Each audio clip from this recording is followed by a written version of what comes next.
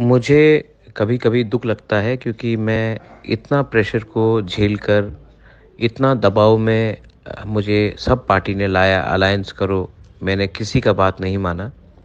मैंने अपने तिपरालैंड के लिए, अपने ग्रेटर तिपरालैंड के लिए मैंने किसी के साथ कॉम्प्रोमाइज़ नहीं किया।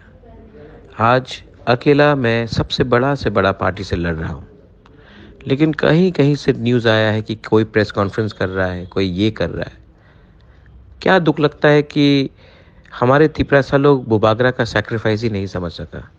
मैं बीमार आदमी अपना ट्रीटमेंट नहीं करके आप लोगों के लिए फाइट कर रहा हूँ और कुछ-कुछ लीडर्स एमएलए बनने के लालच में, अपने स्वार्थ के लालच में ग्रेटर तिपरालैंड के बारे में नहीं बोलकर प्रेस कॉन्फ्रेंस कर कर इंडिपेंडेंट लड़ने का बात कर रहा है।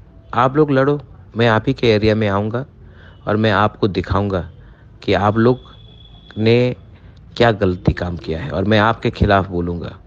आज आप तिपरा मौथा के खिलाफ नहीं है जब आप प्रेस कॉन्फ्रेंस करते हैं। आज जब आप प्रेस कॉन्फ्रेंस अपने स्वार्थ और लालच के लिए कर रहे हैं ना, ये मैसेज जा रहा है कि आप कभी दिल से आपने दोफा के बारे सोचा नहीं, आपने अपने बारे ही सोचा। करो, मुझे और मारो, मैं मर जाऊँगा और मेरे बाद क्या रहेगा तिपरासा का।